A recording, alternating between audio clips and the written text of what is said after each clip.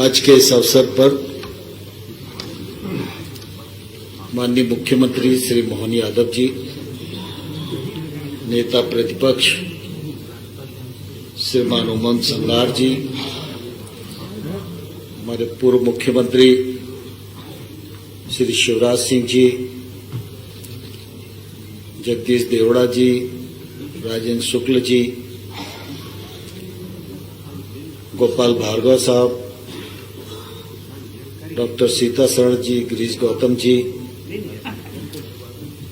श्रीमान राजेंद्र सिंह जी, श्रीमान रामनिवास रावत जी, श्रीमान हेमंत कटारे जी, श्रीमान अजय बिश्नोई जी, श्रीमान कैलाश विजयवर्गीय जी, श्रीमान प्रहलाद पटेल जी, श्रीमान राकेश सिंह जी, श्रीमान विसाऊलाल जी और इस अवसर पर उपस्थित सदन के सभी सदस्यगण, यह पहला सत्र है। सभी लोग अपने अपने निर्वाचन क्षेत्र से चुनकर आए हैं। मैं आप सबका हृदय से बहुत बहुत स्वागत करता हूं, बहुत बहुत अभिनंदन करता हूं। मुझे बहुत प्रसन्नता है कि जब विधानसभा के अध्यक्ष पद के निर्वाचन का समय आया, उस समय पक्ष और विपक्ष दोनों ने मिलकर सर्वसम्मति से चयन किया। इसके लिए मैं भारतीय जनता पार्टी, कांग्रेस पार्टी और सभी सदस्यों का हृदय से बहुत बहुत आभार प्रकट करता हूं और उन्हें धन्यवाद देना चाहता हूं। अभी 2 दिन लगातार हमारे सदन के वरिष्ठतम सदस्य श्रीमान गोपाल भार्गव जी ने प्रोटेम स्पीकर के रूप में अपने दायित्व का निर्वहन किया। हम सब लोगों को शपथ और प्रतिज्ञान कराया और कार्रवाई का जो सफल संचालन, निर्वाचन प्रक्रिया का संचालन उनके द्वारा किया गया, मैं उनके प्रति भी आभार प्रकट करता हूं और उन्हें बहुत बहुत धन्यवाद देना चाहता हूं। मित्रों, हमारा यह सदन बहुत ही गौरवशाली सदन है। पंडित कुंजीलाल दुबे जी से लेकर गिरीश गौतम जी तक ये एक लंबी यात्रा है और इस लंबी यात्रा में मेरे से पूर्व अध्यक्षों ने अनेक प्रकार के मानदंड स्थापित किए हैं,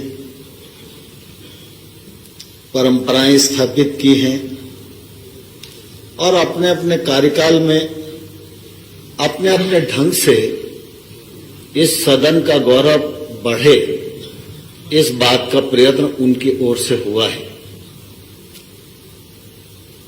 अध्यक्ष के रूप में आप सबकी निश्चित रूप से मुझसे भी इसी प्रकार की अपेक्षा है। मेरी ईमानदार कोशिश होगी कि मैं आपकी अपेक्षा के अनुसार अपने दायित्व का निर्वहन कर सकूं।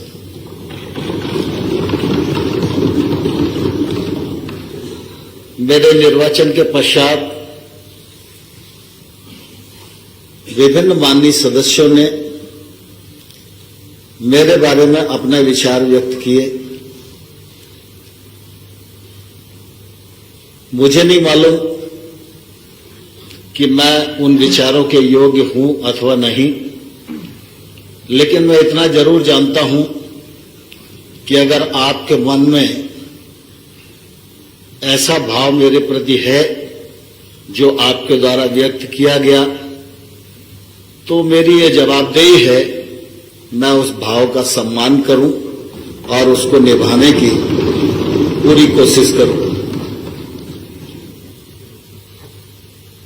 हम सब सार्वजनिक जीवन में हैं। सार्वजनिक जीवन में व्यक्ति पहले मैदान में काम करता है, फिर किसी संस्था या संगठन से जोड़ता है, और जब वो संगठन उसको अवसर देता है तो वो जनप्रतिनिधि के रूप में अपनी भूमिका का निर्वाह करता है। लेकिन हम संगठन में काम करें या जनप्रतिनिधि के रूप में काम करें, हम सबका उद्देश्य एक ही होता है, जन समस्याओं का निराकरण, राज्य का सर्वांगीण विकास और संतुलित विकास। लोकतंत्र की एक खूबसूरती है कि पक्ष है तो विपक्ष भी है, और पक्ष के बिना विपक्ष अधूरा है और विपक्ष के बिना पक्ष अधूरा है। ये भी हम सब लोग भली प्रकार से जानते हैं। पक्ष और विपक्ष लोकतंत्र के दो पाए हैं। दोनों पाए को मजबूती के हिसाब से कदम से कदम, कंधे से कंधा मिलाकर चलना, इसी में हम सब लक्ष्य तक मिलकर पहुंच सकते हैं। मुझसे यह भी अपेक्षा की गई है कि मैं प्रतिपक्ष के सदस्यों को अधिक समय दूं। सत्ता पक्ष के मेंबर्स ने भी अपेक्षाएं व्यक्त की हैं, लेकिन मैं इतना जरूर आप सबको कहना चाहता हूं, इस आसंदी पर रहते हुए मेरी कोशिश ये रहेगी कि मेरी निगाह और नजर हर सदस्य पर रहे और जो हक उसे मिलना चाहिए उस हक से वो वंचित न हो, यह निश्चित रूप से मेरी कोशिश रहेगी। मुझे प्रसन्नता है, इस बार विधानसभा में बहुत सारे नए सदस्य भी चुनकर आए हैं। उन नए सदस्यों को वरिष्ठ सदस्यों का सहकार मिले, उनका आशीर्वाद मिले, उनके सानिध्य में वो सीख सकें, इस बात की भी जिम्मेवारी हम सब वरिष्ठ सदस्यों को मैं समझता हूं लेनी चाहिए। हमारे सदन की कार्यवाही की नियम हैं, प्रक्रिया हैं, परंपराएं हैं, उनसे सदन चलता है। पुराने सदस्य इस बात को भली भांति जानते हैं। तो नए सदस्यों को भी ये नियम प्रक्रियाओं का ज्ञान हो और वो हमारे साथ सीख सकें और ठीक से अपने दायित्व का निर्वहन कर सकें, यह भी निश्चित रूप से हम सब लोगों की चिंता रहनी चाहिए। राजनीतिक क्षेत्र में जब हम संगठन में काम करें या जनप्रतिनिधि के रूप में काम करें, तो मैं अपने अनुभव से यह जरूर आग्रह करना चाहता हूं कि राजनीतिक क्षेत्र में काम करने वाला व्यक्ति जितना अधिक अध्ययन करेगा उतना अधिक वो सार्थक जीवन व्यतीत कर सकेगा और लोकतंत्र में सार्थक भूमिका का निर्वहन कर सकेगा। सामान्य तौर पर वर्तमान राजनीतिक जो परिदृश्य है उसमें भौतिक भूमिका ज्यादा है और इसलिए कई बार अध्ययन का जो पक्ष है वो ओझल हो जाता है और अध्ययन की जो शून्यता है वो निश्चित रूप से फिर किसी भी मनुष्य को शॉर्टकट ढूंढने के लिए विवश करती है। और इसलिए हमारे पूर्वजों ने एक बहुत ही समृद्ध लाइब्रेरी इस विधानसभा में बनाई है।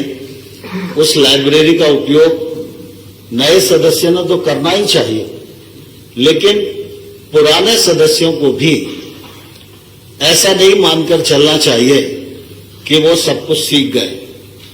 हम सब जानते हैं कि सार्थक जीवन इसी में है कि हम अपने भीतर हमेशा विद्यार्थी भाव को जिंदा रखें।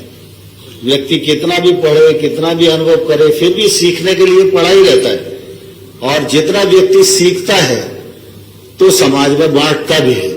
उसका लाभ समाज को भी होता है, उसके दल को भी होता है, उसके क्षेत्र को भी होता है और जिन जिन क्षेत्रों में वो काम करने के लिए जाता है उन क्षेत्रों को भी निश्चित रूप से वो लाभ मिलता ही है। प्रश्न है, ध्यानाकर्षण है, ये एक अपनी प्रक्रिया है। इसमें जितने अध्ययन के साथ हम तैयारी रखेंगे, सरकार को उतने ही अध्ययन के साथ जवाब देने के लिए विवश होना पड़ेगा और जवाब सार्थक आए, समस्या की जड़ तक हम जाएं, तो ये बहुत जरूरी है। एक उदाहरण मैं आपको देना चाहता हूं।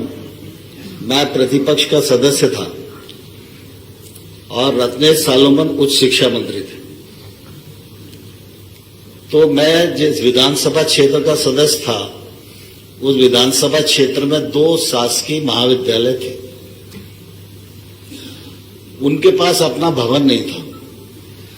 तो जैसे ही सत्र शुरू होता था तो सरकार ये कार्रवाई शुरू कर देती थी कि इनको किसी दूसरी बड़ी बिल्डिंग में भेज दो। अब बड़ी बिल्डिंग में जाएंगे तो मेरे विधानसभा क्षेत्र से बाहर जाने वाले हैं। तो मेरी कोशिश ये रहती थी कि भाई अपन विधायक है तो अपने यहां का कॉलेज तो जाना नहीं चाहिए। तो बड़ी कोशिश की, लेकिन उस समय पैसे का अभाव रहा। तो मैंने कई बार प्रश्न लगाया। एक बार रत्नेश सालोमन जी ने मुझे जवाब में कहा कि आप विधायक निधि से जितना दे दोगे उतना हम सरकार से दे देंगे। तो मैंने उस समय दोनों महाविद्यालयों के लिए 10-10 लाख रुपया दे दिया। अब एक महाविद्यालय की बिल्डिंग बनाने में 85 लाख रुपया लगता था, लेकिन वो कम था। लेकिन काम शुरू हो जाएगा तो महाविद्यालय रुक जाएगा, यह मेरी कोशिश थी।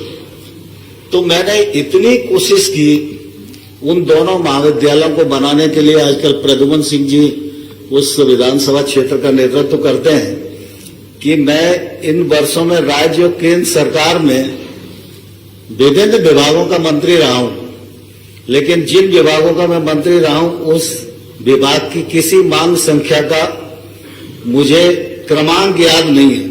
लेकिन उच्च शिक्षा विभाग की उस कालखंड में मांग संख्या 44 होती थी जिसमें कॉलेज की बिल्डिंग बनाने के लिए पैसा होता था। तो मैंने इतनी बार कोशिश की कि और उसके बाद में कोशिश के परिणाम स्वरूप पैसा लेने में सफल हुआ। आज दोनों बिल्डिंगें बनी हुई हैं। तो मैं कुल मिला के कहना ये चाहता हूं कि सदस्यों को जो प्रश्न उठाएं उसको लॉजिकल एंड तक ले जाना चाहिए। विधायिका का भी उपयोग करना चाहिए, व्यक्तिगत मिलकर भी कोशिश करनी चाहिए और सार्थक कोशिश होगी तो परिणाम आएगा ही। हम सब बहुत सौभाग्यशाली हैं कि हमारा यह सदन बहुत ही गौरवशाली सदन है। हमारा अपना मध्य प्रदेश गौरव से परिपूर्ण है और लोकतंत्र का यह पावन मंदिर जो मध्य प्रदेश की महिमा को मंडित करता है, इसकी महिमा को और बढ़ाने में हम सब लोगों को कदम से कदम और कंधे से कंधा मिलाकर चलना होगा। आप सबका सहयोग और आप सबका समय समय पर मार्गदर्शन मुझे मिलता रहे, जिससे कि मैं इस कार्यवाही का आपकी अपेक्षा के अनुरूप संचालन कर सकूं। आप सभी ने जो विचार व्यक्त किए उसके लिए बहुत बहुत धन्यवाद। माननीय अध्यक्ष महोदय, एक अनुरोध है मेरा।